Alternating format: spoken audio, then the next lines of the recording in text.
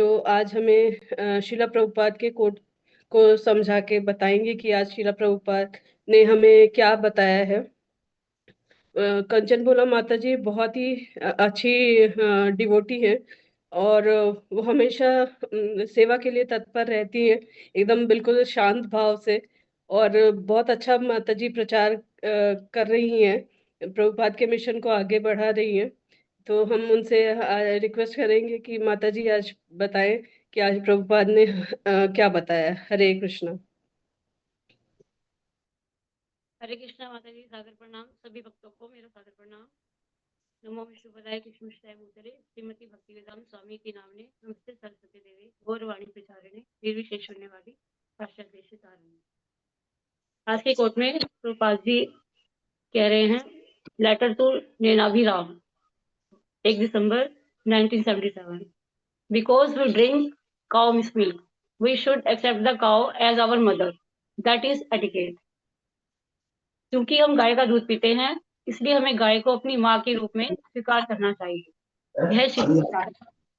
इसमें प्रभुपाद जी कह रहे हैं कि हम गाय का दूध पीते हैं, गाय के दूध से हम दूध, दही, घी, मक्खन ये सब पीते ही अभी यूज करते हैं। दूध के इसमें तत्व होते हैं, क्या होते हैं, इससे हमें पोषण प्रदान होता है। तो गाय का दूध हमें पोषण प्रदान करता है, हमें पोषण देता है। और गाय के दूध से हमारी जो बुद्धि है वो भी सात्विक होती है, हमारा मन भी शांत होता है उससे।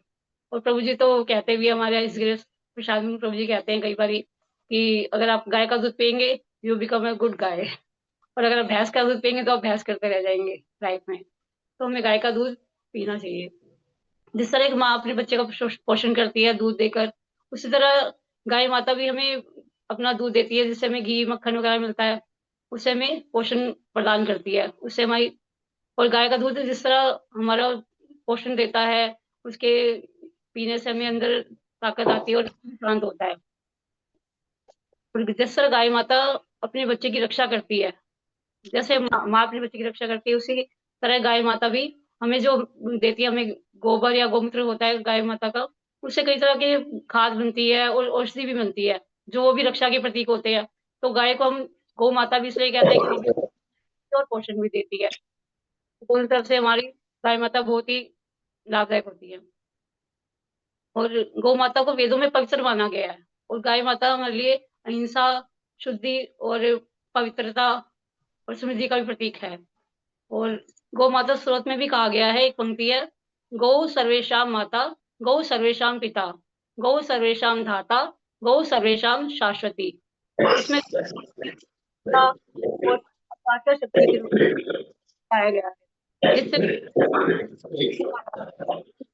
होता है। आजकल लोग घरों में कुत्ते बिल्ली तो पाल लेते हैं, और लेकिन गाय की सेवा में हिचकिचाते हैं कि गाय की सेवा करने के लिए उनके पास टाइम भी नहीं है और पर्याप्त स्थान भी नहीं है। और पहले तो हर घर में गाय होती थी, हर कोई गाय की सेवा भी करता था, और गाय का शुद्ध दूध वगैरह पीता था, और गाय के दूध से बने हुए जो व्यंजन है वही यूज करता था। तो जबकि गाय ही एक ऐसा जीव है जिसकी सेवा स्वयं अखिल ब्रह्मांड नायक श्री कृष्ण ने भी की है। और कृष्ण जी को गोपाल भी कहते हैं, क्योंकि वो गायों का पालन करते थे। तो कृष्ण जी भी उनकी सेवा करते थे। और उनके पिताजी के पास, नंद महाराज जी के पास 9 लाख गाय थी, जिसका पालन पोषण और सेवा भी वे करते थे। और उन गाय को कामधेनु भी कहा गया है। कामधेनु मीन्स होता है जो हमारी मनोकामनाएं पूर्ण करती है। और भगवत गीता 10.28 में श्री कृष्ण कह रहे हैं कि गायों में मैं कामधेनु हूँ। तो और कृष्ण जी तो गायों के ब्राह्मणों के हितकारी भी, हमारा श्लोक आता है, नमो ब्रह्मांड देवाय गो ब्रह्मांड हिताय च जगत हिताय कृष्णाय गोविंदाय नमो नमः। तो गाय है। तो हिंदू ग्रंथों में भी गौ बोला गया है, गौ गौ विश्वस्य मातरः, जिसका अर्थ है गाय पूरे विश्व की माता है। तो आजकल तो लोग इस से की तुलना नहीं कर पाते कि भाई गाय हमारी माता है। और पहले तो गाय माता की पूजा बहुत ज्यादा अच्छे से की जाती थी, और हर घर में पहली रोटी गाय की निकाली जाती थी। लेकिन आजकल गाय भी थोड़ी सी लुप्त होती जा रही है, गायों की कोई महत्वता समझता ही नहीं है अपनी लाइफ में। जबकि गाय को पवित्रता, धन और सात्विकता का प्रतीक भी माना गया है। गोपाष्टमी में हम पूजा तो ज़रूर कर लेते हैं, लेकिन गाय की सेवा के लिए कोई आगे तत्पर होता नहीं है। सिर्फ़ एक त्योहार के रूप में मनाते हैं कि गोपाष्टमी हमें उनकी पूजा करनी है, बट उनकी सेवा के लिए कोई आगे नहीं आता।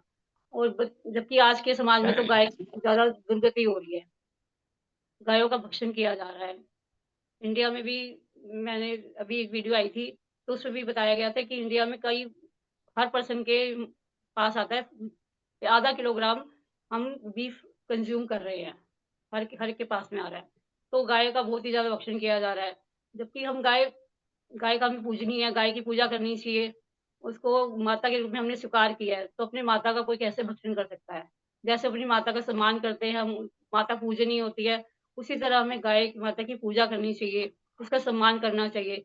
अगर आप अपने घर में गाय माता की पालन-पोषण नहीं कर सकते, स्थान नहीं है और आप गौशाला का भी निर्माण नहीं कर सकते, तो कम से कम आप 1 हफ्ते में 1 दिन गौशाला जाकर गाय माता की सेवा तो कर ही सकते हैं ना। तो और जहाँ पे गाय की दुर्गति होते देखे, उसके लिए आप बोल भी सकते हैं, आवाज़ भी उठा सकते हैं कि ये गलत है। तो गाय को हम बहुत ज़्यादा पूजनीय है, उनकी पूजा करनी चाहिए।